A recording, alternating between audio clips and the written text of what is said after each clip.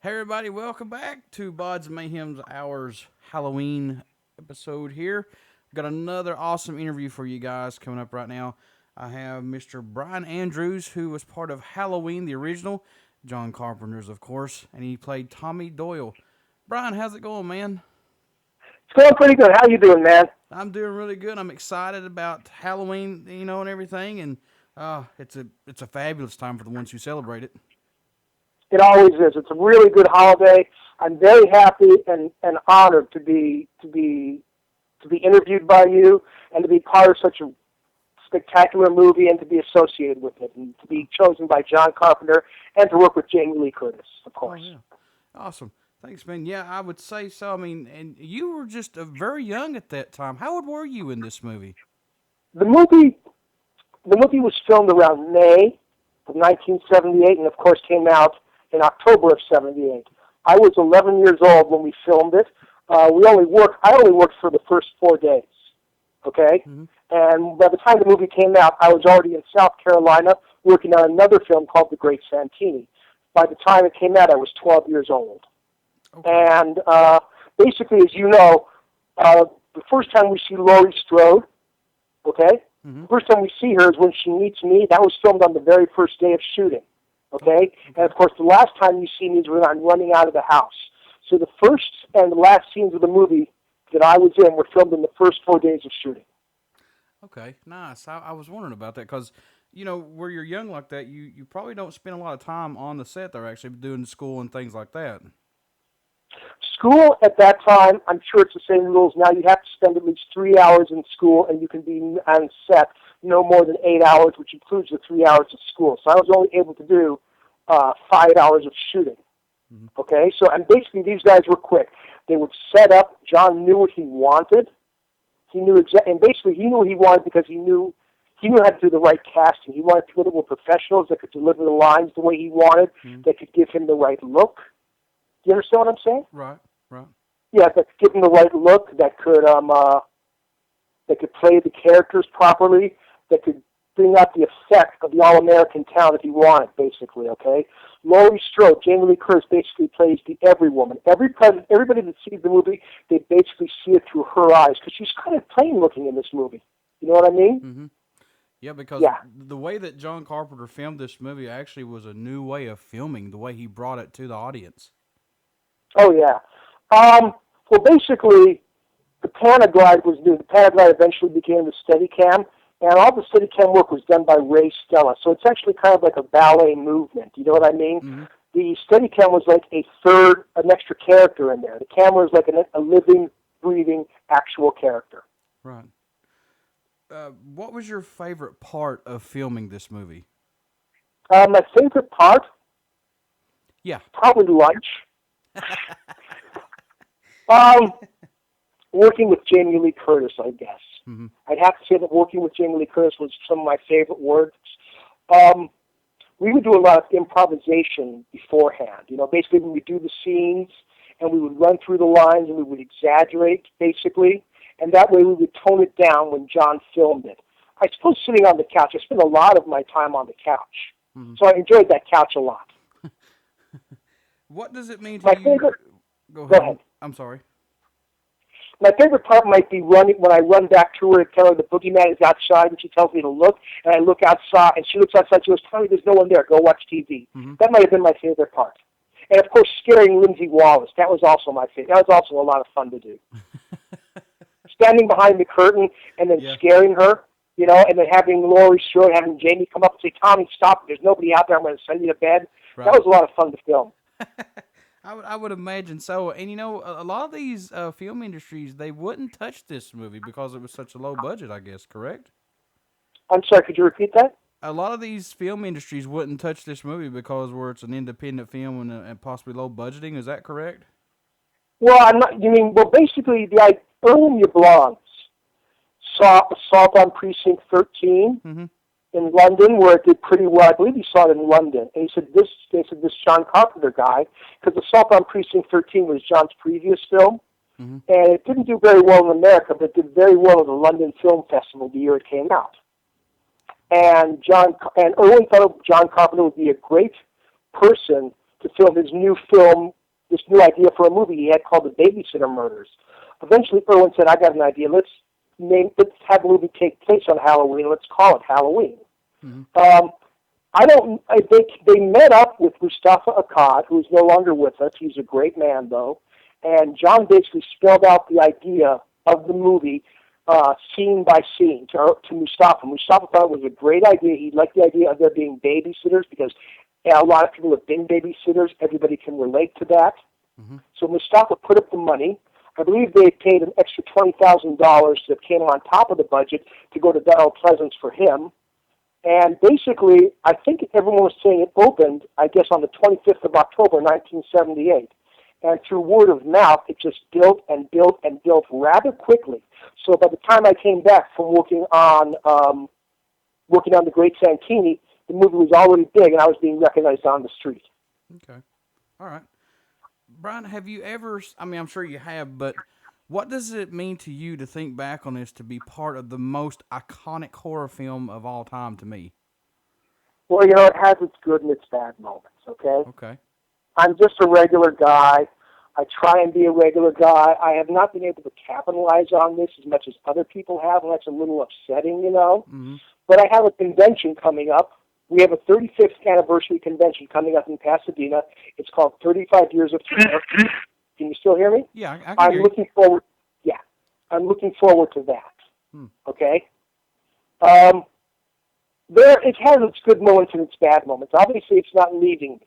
It's going to stick around with me till the day I die, if I wanted to, unless I decide to retire, which I'm thinking about. I'm getting a little bit older now.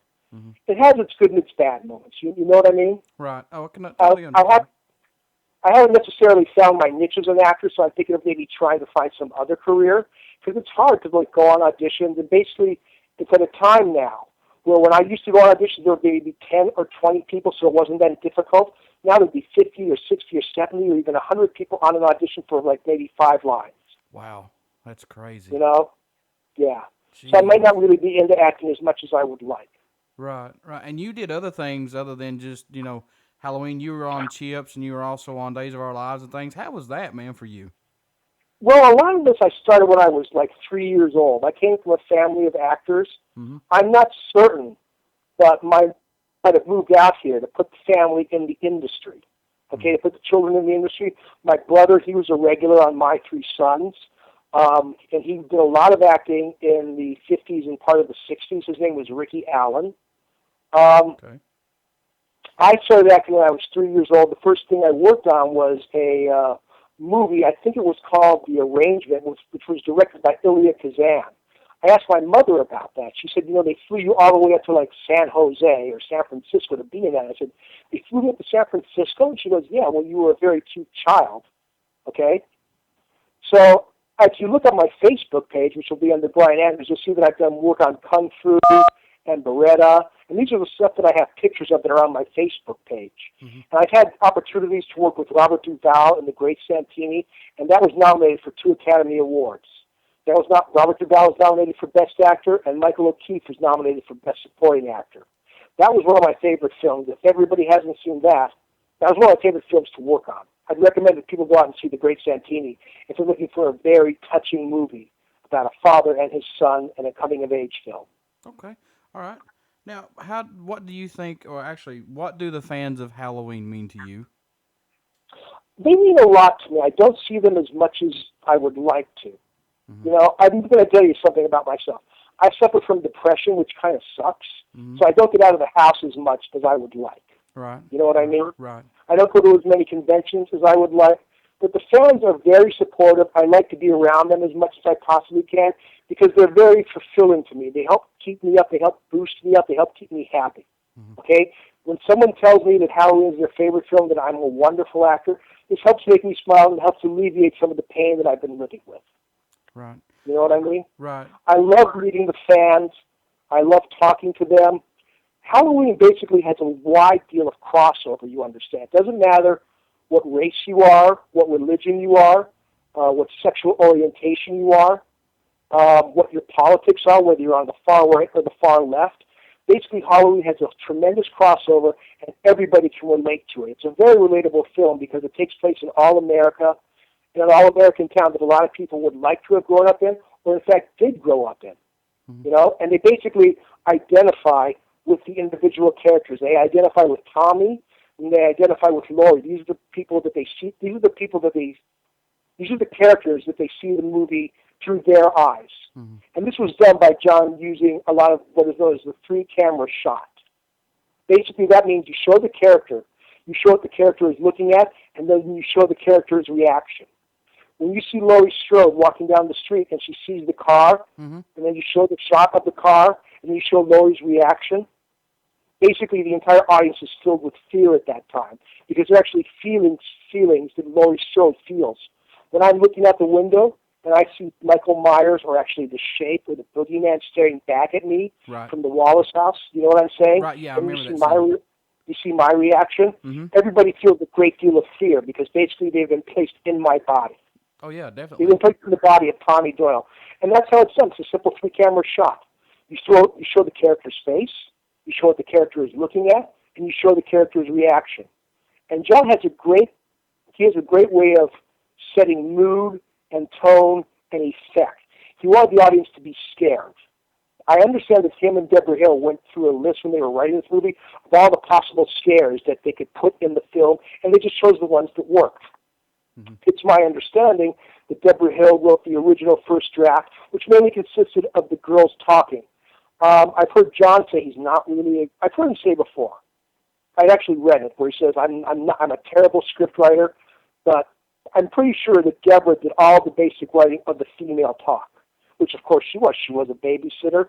And Deborah Hill, I can't stress enough how wonderful of a person she was. And I truly miss her. I wish she was still around to see basically what's been happening and how she started this out. She was a wonderful producer and a great, she's a great inspiration to women in the film industry, especially female producers and female screenwriters. Deborah Hill, I just can't say enough about her. Yeah, she had a big part in this film. That's for sure. Oh, yes. Basically, I remember her and John. They were basically, when John would say cut, Deborah would walk right up to him and they would start discussing how the next scene would be shot or whatever it is they were discussing. Okay? That's all I really, I remember a lot about her, but this was 35 years ago. Right. If I would known it would be such an iconic film, I would have paid more attention. This was my first really big part where I actually did something. Well, yeah, this was my first big part. I had a few other, in my first big part in a movie. I had some other parts where I was on television where I had some leading roles or some supporting roles. But this was my first big role, and I really just can't thank John enough for casting me. You know, like I told you, Halloween is by far my favorite all-time horror movie. And the one thing I like about this, and I respect John Carpenter and you guys about this movie, is it's so classic and so, professional that there's not a lot of blood and gore, and you don't have to have that. And this is perfect. Yeah, you don't need a lot of that stuff that you put in there. Basically, it's a movie about, how can I put it? It's like an opera of the macabre, Basically, it's kind of like, it shows what you can do when you have a good script. Basically, it all starts with the screenplay. We had a very good script. You can find the screenplay online. I recommend you download it and read it. It's probably one of the best screenplays because the screenplay is actually story. The movie is storyboarded in the screenplay. Every scene would say, it would say the screenplay, the movie was storyboarded in the screenplay. It would say basically camera angle this, camera angle that, camera angle this, camera angle that. John's a very visual director, and it's all there in the screenplay itself.